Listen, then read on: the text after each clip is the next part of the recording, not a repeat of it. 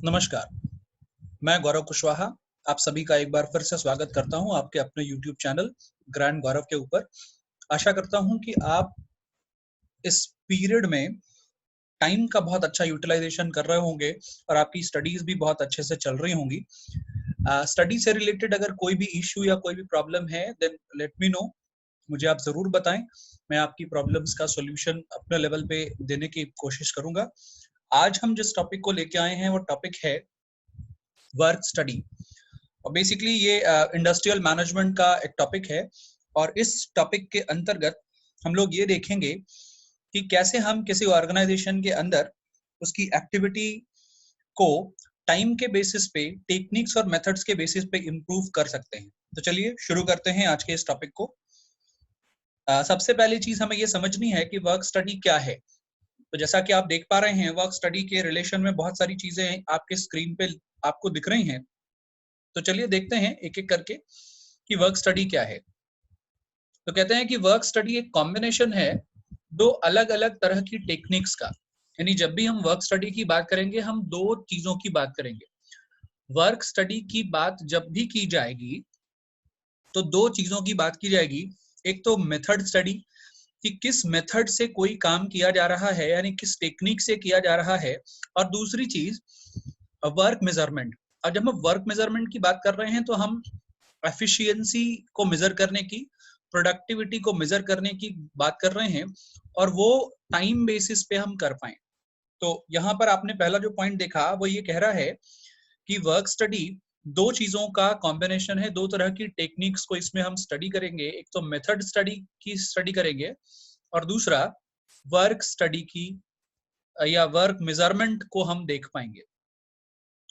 तो आप ये देख पा रहे हैं एक तो काम करने का क्या तरीका है और दूसरा काम को मेजर करना। ठीक, दूसरी चीज कि जब भी हम बात करते हैं वर्क स्टडी की तो वर्क स्टडी बेसिकली कहता है कि एफिशिएंसी को, वो चीज जो एफिशिएंसी को इफेक्ट करती है उसे ही मेजर करना है।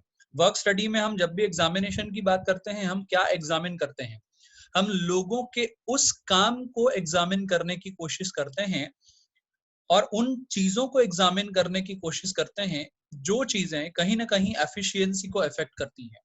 तो पहला पॉइंट आपने देखा कि वर्क स्टडी दो अलग अलग टेक्निक्स की स्टडी है। एक तो मेथड स्टडी की स्टडी है और दूसरा वर्क मेजरमेंट की स्टडी है। अब जो दूसरी चीज कही जा रही है कि हम हर उस फैक्टर को इसमें इंक्लूड करते हैं जो लोगों की या अलग अलग फैक्टर्स की एफिशिएंसी को चेक करती है। तीसरा पॉइंट जो आपका कह रहा है कि वर्क स्टडी एक बॉडी ऑफ नॉलेज है। वर्क स्टडी एक बॉडी ऑफ नॉलेज है। अब इसमें हम क्या करते हैं, हम इसमें डिफरेंट इक्विपमेंट्स की परफॉर्मेंस को चेक करते हैं किसी भी जॉब में। यानी मान लेते हैं कि कोई एक काम हम कर रहे हैं, तो हम जो काम कर रहे हैं वो किस मेथड से कर रहे हैं, किस टेक्निक से कर रहे हैं, किस सिस्टम से कर रहे हैं, कितने टाइम में कर रहे हैं। ठीक, ये सारी चीजें जो हैं कहीं ना कहीं वर्क स्टडी को ही डिफाइन करती हैं। तो इसलिए कह रहा है कि वर्क स्टडी एक सिस्टमेटिक बॉडी ऑफ नॉलेज है। इसलिए सिस्टमेटिक बॉडी ऑफ नॉलेज है क्योंकि परफॉर्मेंस को इफेक्ट करने वाले फैक्टर्स को हम स्टडी करेंगे तो हम एक एक चीज को सिस्टमेटिकली देखने की कोशिश करेंगे कि किन चीजों की वजह से आउटपुट, प्रोडक्टिविटी या परफॉर्मेंस या एफिशिएंसी पर असर पड़ रहा है। ठीक, आगे हम बढ़े थोड़ा सा। कहते हैं कि work study basically used in an attempt to increase output। Work study क्यों हम कर रहे हैं, इसलिए कर रहे हैं क्योंकि हमें एक प्रयास करना है आउटपुट को इंक्रीज करने का। क्वांटिटी ऑफ रिसोर्सेज हमारे पास लिमिटेड है, हमारे पास कैपिटल इन्वेस्टमेंट वो भी लिमिटेड है। तो लिमिटेड कैपिटल इन्वेस्टमेंट में लिमिटेड रिसोर्सेज के साथ हम किस तरह से अपने आउटपुट को इंक्रीज कर सकते हैं, इस चीज के लिए भी हम वर्क स्टडी परफॉर्म करते हैं। And the last point on the slide which says कि वर्क मेजरमेंट को इंश्योर करना है। ये एक ऐसी टेक्निक है जिसमें हम क्या मेथड यूज कर रहे हैं उसको भी देखना है और साथ ही साथ उस मेथड से किए गए कार्यों को देखना है, कितना हमने कार्य कर लिया, कितना हमने काम करा। तो हम जितना भी काम कर पा रहे हैं उसको हम मेजर भी करते चलें ह्यूमंस के लेवल पे, मटेरियल के लेवल पे, रिसोर्स के लेवल पे, इन्वेस्टमेंट के लेवल पे, एक्टिविटी के लेवल पे, ये सारे स्तरों पर हमें मेजरमेंट करते जाना है। तो केवल मेथड को ही स्टडी नहीं करना है, काम करने के तरीके को ही स्टडी नहीं करना है, बल्कि जो काम हुआ है उसको मेजर भी करना है, किस लेवल का और किस आधार का काम हुआ है। चलिए थोड़ा और आगे बढ़ते हैं, देखते हैं क्या डेफिनेशन है वर्क स्टडी की। तो वर्क स्टडी की डेफिनेशन ब्रिटिश स्टैंडर्ड इंस्टीट्यूशन के बेसिस पे, तो अगर ब्रिटिश स्टैंडर्ड इंस्टीट्यूशन का डेफिनेशन हम देखें तो कहता है work study is a generic term for those techniques. अब कौन से टेक्निक की बात कर रहे हैं? वर्क स्टडी क्या है? एक जेनरिक टेक्निक है, जेनरिक टर्म है, और ये जेनरिक टर्म किस चीज के लिए? फॉर दोज टेक्निक्स, उन टेक्निक्स के लिए जिसमें हम मेथड स्टडी और वर्क मेजरमेंट की बात कर रहे हैं। which lead systematically to investigation of all factors। अच्छा, ये जो मेथड स्टडी और वर्क मेजरमेंट हम कर रहे हैं, ये किस लिए कर रहे हैं? हम इसलिए कर रहे हैं कि हम पूरा सिस्टमेटिक इन्वेस्टिगेशन कर पाए हर उस फैक्टर का जो कहीं ना कहीं एफिशिएंसी के ऊपर असर डालता है, इकोनॉमी के ऊपर असर डालता है, और कहीं ना कहीं इम्प्रूवमेंट को नहीं होने देता। तो उसे हमें रिव्यू करना पड़ेगा, उसे हमें देखना पड़ेगा। तो ब्रिटिश स्टैंडर्ड इंस्टीट्यूशन का ये डेफिनेशन था। अब let us see the objectives of work study. हम वर्क स्टडी क्यों करें भाई? क्या रीजन है, क्या ऑब्जेक्टिव, क्या पर्पस है कि हमें वर्क स्टडी करना है? तो मैंने आपको शुरू में कहा कि वर्क स्टडी दो चीजों के कॉम्बिनेशन में चल रही है। एक तो मेथड या टेक्निक को स्टडी करना है, और दूसरा वर्क को मेजर करते चलना है। तो इसमें देखें, पहला ऑब्जेक्टिव क्या कह रहा है?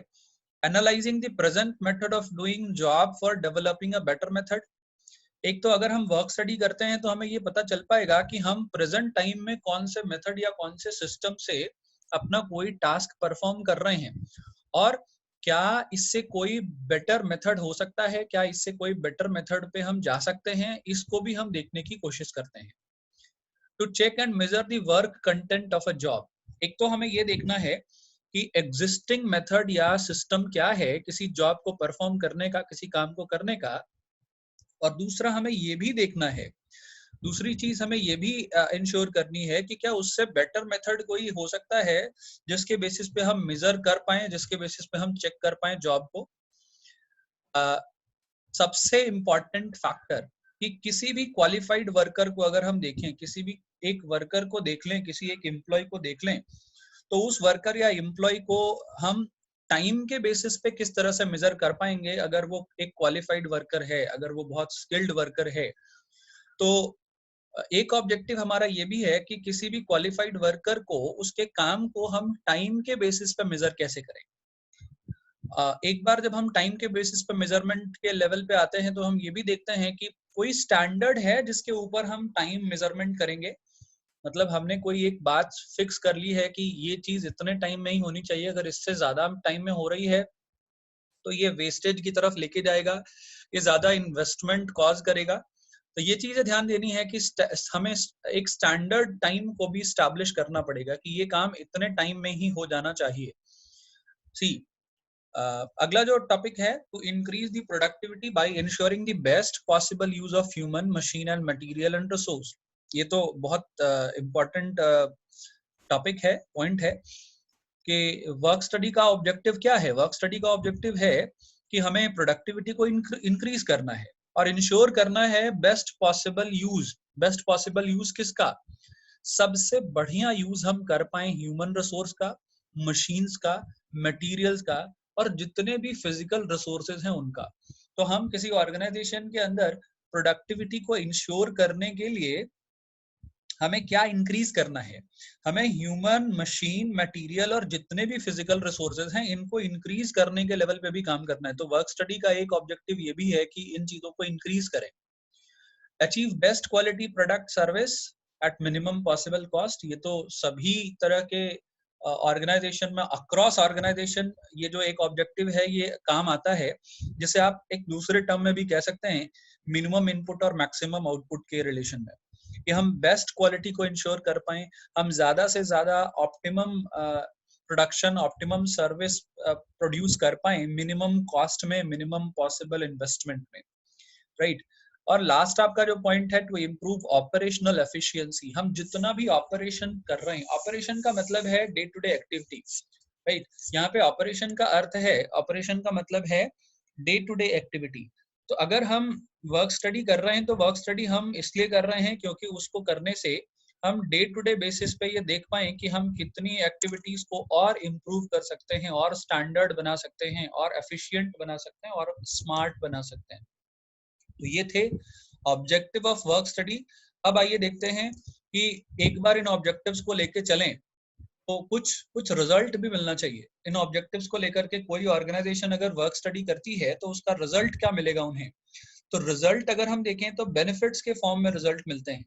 तो वर्क स्टडी मैंने करी अपनी ऑर्गेनाइजेशन के लिए, मैंने वर्क स्टडी करना शुरू किया, और हम लोगों ने शुरू में बात की कि वर्क स्टडी हम क्यों कर रहे हैं। वर्क स्टडी हम दो चीजों पर कर रहे हैं, दो आधार हैं वर्क स्टडी के। एक तो हमें मेथड की स्टडी करनी है, हमें हमें डिफरेंट टेक्निक्स, सिस्टम्स और मेथड को स्टडी करना है, चेक करना है। और दूसरा, हमें वर्क का मेजरमेंट करना है। वर्क का measurement in terms of cost, work का measurement in terms of time, work का measurement in terms of resource allocation. ये सारी चीजों पे वर्क का मेजरमेंट करना है।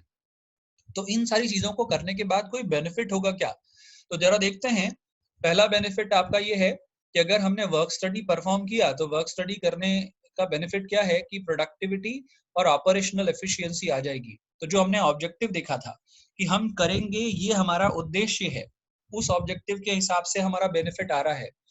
दूसरा, इंक्रीज्ड मैन्युफैक्चरिंग कॉस्ट। जाहिर सी बात है कि एक बार हम ऑपरेशनल एफिशिएंसी बढ़ाएंगे, प्रोडक्टिविटी को इंक्रीज करेंगे, तो मैन्युफैक्चरिंग कॉस्ट धीरे धीरे अपने आप कम होगी। इसलिए क्योंकि आपने सुना होगा कि लार्ज नंबर ऑफ प्रोडक्शन अगर हम बढ़ाते जाते हैं या करते जाते हैं, तो प्रोडक्शन जैसे जैसे बढ़ता जाता है, प्रोडक्शन की कॉस्ट वैसे वैसे कम होती जाती है।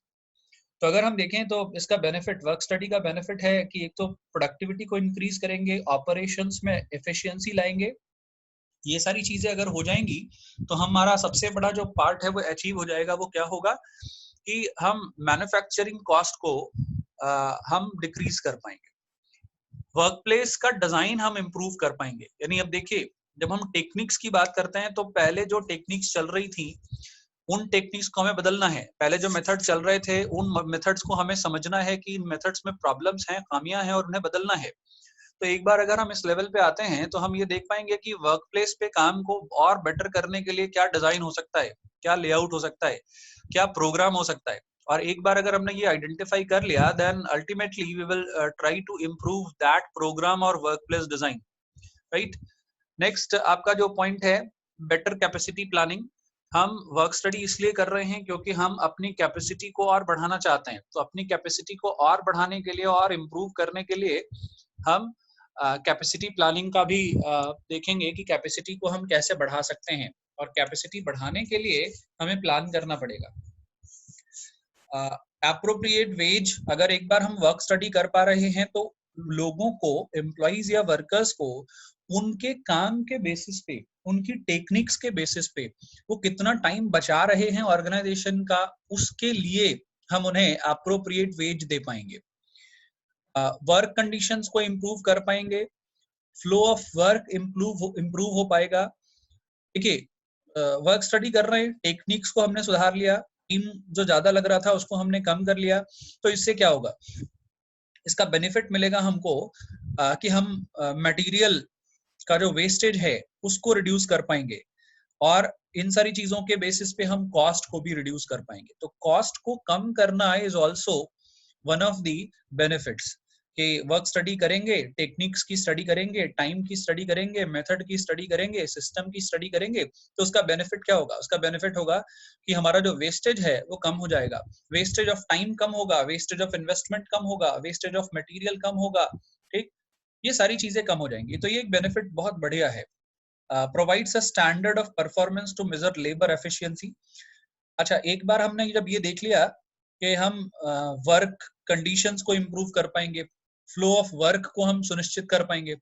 तो फ्लो ऑफ वर्क क्या है, फ्लो ऑफ वर्क का मतलब है कि जो काम हम जितने पीरियड में कर पाए उसको कंटिन्यूटी में बना पाए।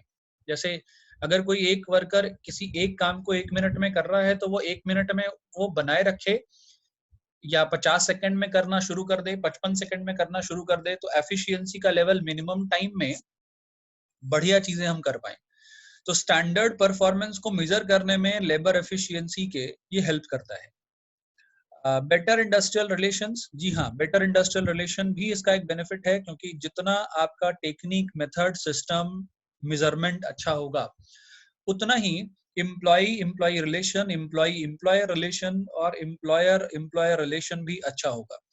तो बेटर इंडस्ट्रियल रिलेशंस के लिए और एम्प्लॉइज का मॉरल हाई रखने के लिए, एम्प्लॉइज का मॉरल किस लेवल पे हाई होगा कि उन्हें भी ये बात मालूम रहेगी कि हमारा जो काम है वो मेजर किया जा रहा है, हमारा जो टेक्निक है, हमारा जो सिस्टम है उसका मेजरमेंट हो रहा है, हमारा जो टाइम है उसका मेजरमेंट हो रहा है।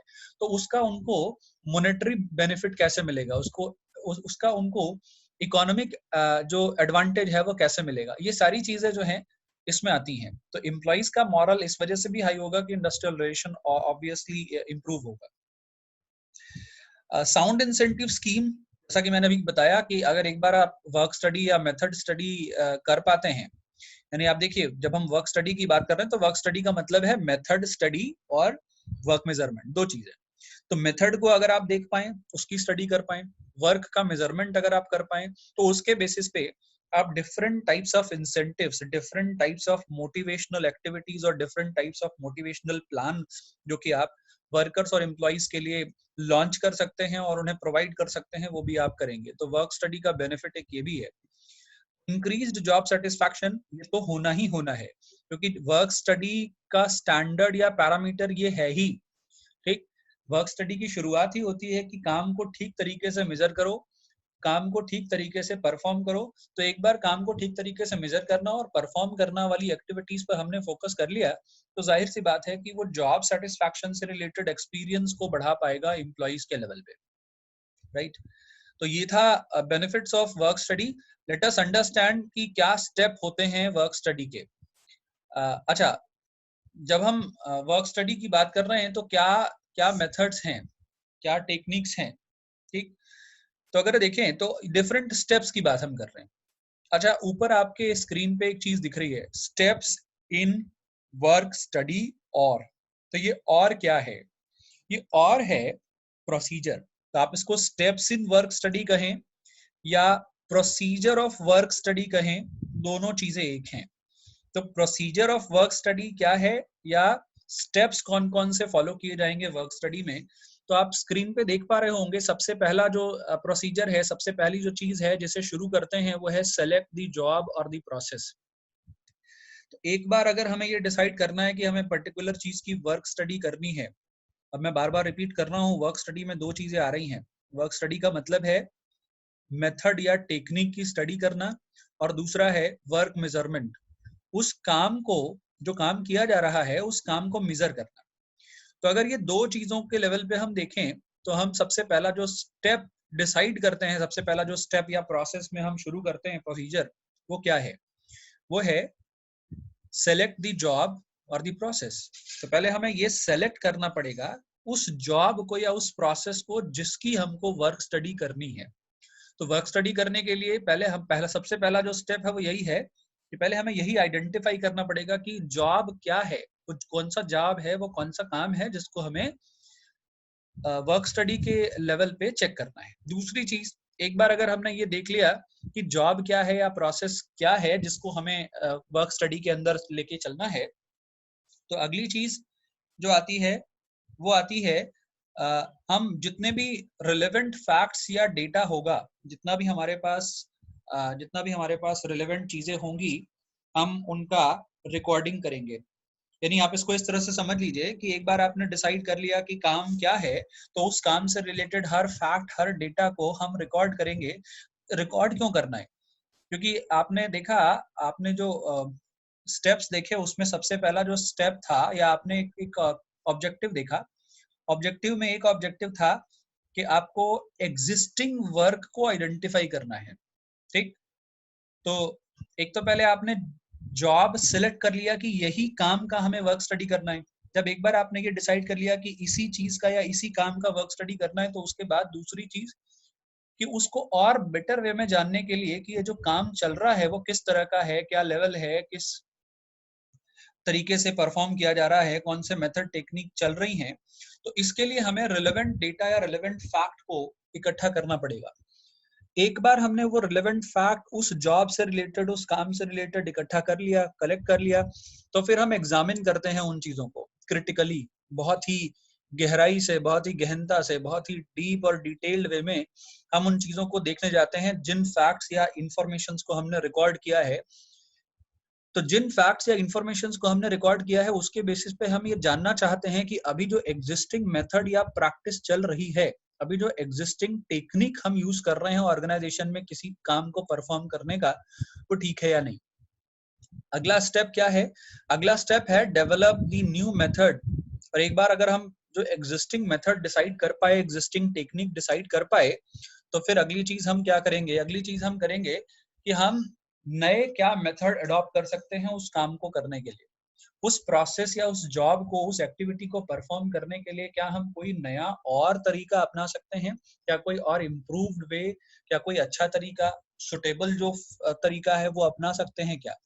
तो एक बार अगर ये सारी चीजें डिसाइड कर ली कि हम सुटेबल चीजों को डिसाइड कर पाए, सुटेबल तरीका, सुटेबल मेथड, नया मेथड डिसाइड कर पाए, और फिर हम ये देखें कि उसमें अगर हम कोई सुटेबल मेथड डिसाइड भी करेंगे तो उसका मेजरमेंट कैसे करेंगे। सपोज हमने मेथड तो नया ले लिया, लेकिन अब मेथड को नया लेने के बाद उसका मेजरमेंट कैसे करेंगे?